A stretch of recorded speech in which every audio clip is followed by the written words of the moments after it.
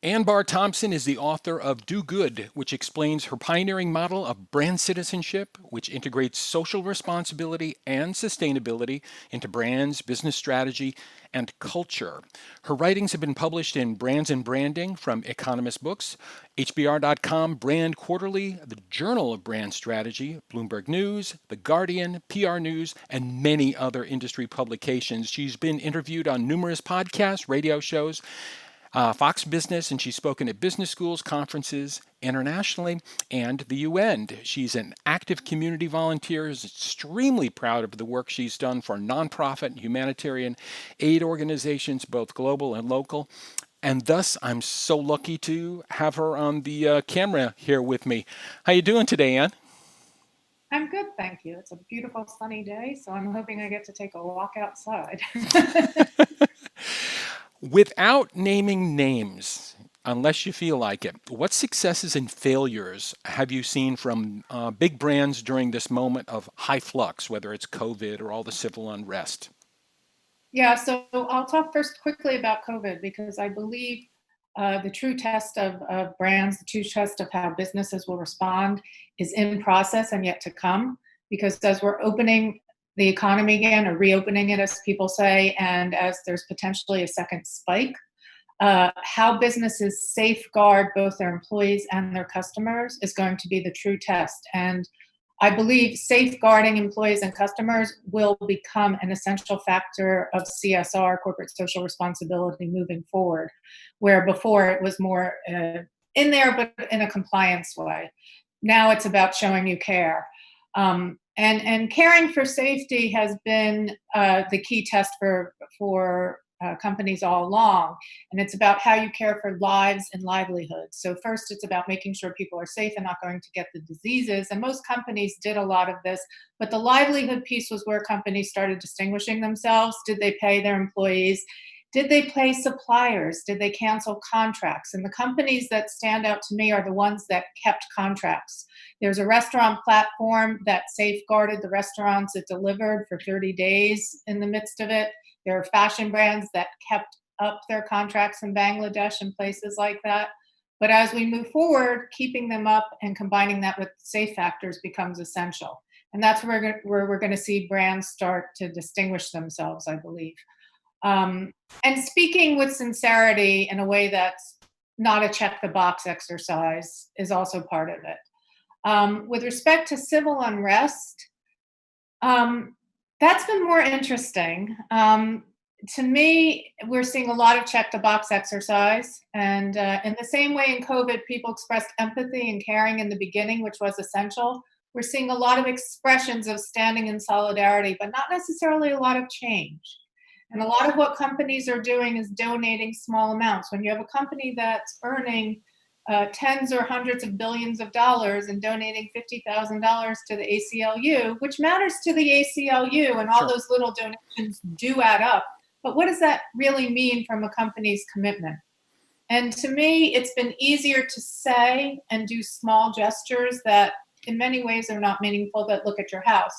And employees are calling companies out on this. Mhm. We've in the news. I won't name the names. We've seen one athletic company was lambasted in the Wall Street Journal by its black employees for saying, "Yes, you're saying this, but really that's not what's going on here," and it forced them to act. Mhm. One entertainment industry company actually donated 100 million, or has pledged 100 million to social justice within the industry, and that stands out to me. And then one thing that stands out, which is really surprising in financial services, is one of the major banks has pledged $1 billion to minority communities Mhm. and has actually started conversations internally that are very difficult and very complex. Mhm. And they're stepping out of their comfort zone and moving into that uncomfortable space. And I think that's what we should be seeing more companies doing. Is that Companies will be called out.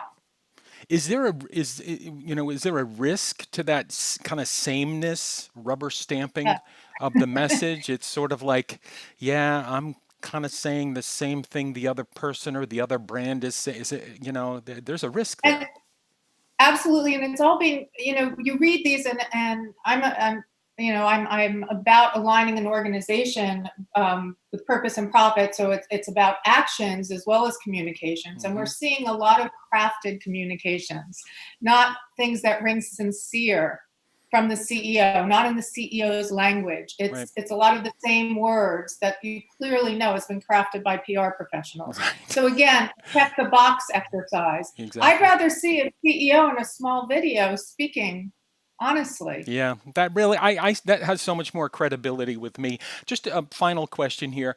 It's the question I ask everybody, Anne, which is what lessons have we learned throughout all this that we must not forget? Well, we've heard since the turn of the millennium and Y2K that disruption will become the norm. And I'm not sure we fully accepted that, but we now are having to accept that. So that's one lesson. You really need to start doing serious scenario planning. I think a really big lesson is more and more businesses being called to make comments on politics, and business has traditionally tried to stay out of that. Political polarization is now a strategic business issue. Last year, we could say there were a lot of CEOs stepping up in activism. This is going to be the year of employee activism that changes CEO behavior. So you cannot step out of the political landscape. Something I've been saying for many years, doing good is an investment, not a cost into your business, and it will make your business sustainable in the sense of continuing on, even though it feels like it's a cost at moments.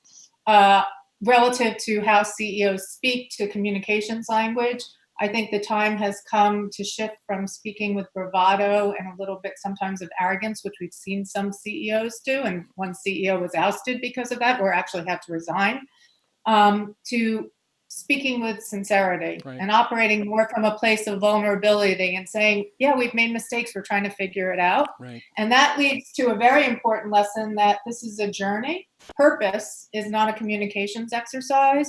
Behaving responsibly, taking on a higher purpose as a business that sits in society and is a factor of society, is not a communications exercise. It is about actions and reflections.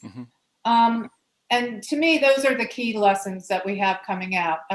Who knows? More is yet to come because we haven't seen the end of what's been happening. Yeah, and we're not quite done yet, are we?